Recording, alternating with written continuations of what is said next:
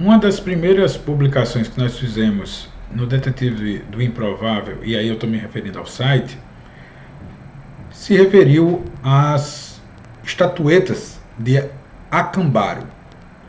Em algumas publicações você encontrará que é pronunciada como se fosse Acambara, mas eu sempre conheci como Acambaro, que é uma região no México.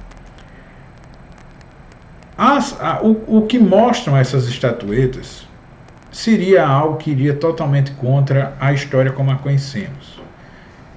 Estatuetas de homens convivendo com dinossauros, ou que pelo menos retratem dinossauros sozinhos. Como o homem antigo teria tido contato? A ciência diz que nenhum homem conheceu um dinossauro vivo. Dinossauro no sentido geral da palavra, porque nós temos aí verdadeiros fósseis vivos quando vamos para algumas figuras aí, como crocodilos, peixes de grandes profundidades, etc.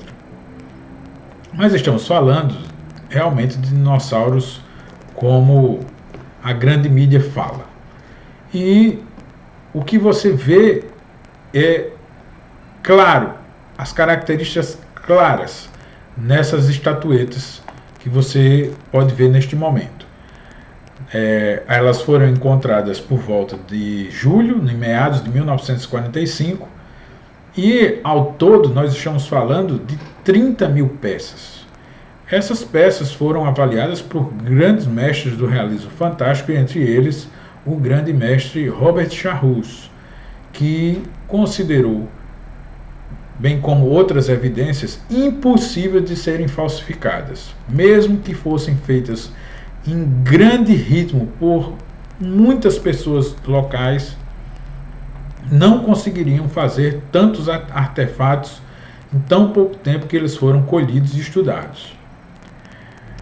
Bom, o que é que mostra? Dinossauros, plesiosauros, enfim, animais extintos. Alguns pesquisadores informam que essas estatuetas já eram conhecidas desde 1925 por pessoas locais que as encontravam em qualquer lugar, a esmo, lá em alguns terrenos, em grupos ou isoladas, e eram simplesmente guardadas por um tempo, destruídas ou devolvidas à natureza. Mas foi quando Charles Hapgood e Van Sanderson realmente voltaram suas atenções de forma profissional a partir deste ano, 1955, e foram se debruçar sobre o conhecimento que se tinha sobre as antigas populações do México e fizeram até suas datações de carbono 14. Eles concluíram que nos anos de 1130 até um intervalo de 4000 a.C., elas foram construídas. Bom, elas são controversas, né, e muito criticadas quanto à sua veracidade pela arqueologia oficial. Mas, para se concluir o que elas gritam aos nossos olhos, ou seja, que homens viram e conviveram com dinossauros, nós realmente teríamos que ir contra a história oficial. E quando saímos da história oficial e vamos para a tradição antiga, vamos para os conhecimentos que estão no hermetismo de quem busca a verdade e a sabedoria antiga, seja nos mitos, seja nas culturas, seja nas lendas, que não surgiram do nada, nem da imaginação puramente, podem até ter sido enfeitadas, mas algo de verdadeiro existia. Aí nós podemos realmente começar a pensar se a história da humanidade é bem mais antiga, como defende Mr. Hancock nos seus livros e no seu fantástico e recente documentário. Haveria realmente uma civilização extremamente mais avançada no saber, que poderiam ter convivido com dinossauros, ou pelo menos estudado seus fósseis, concebendo um conhecimento de como seriam esses animais, como temos hoje, tal conhecimento, e aí replicar figuras de quando eles estavam vivos.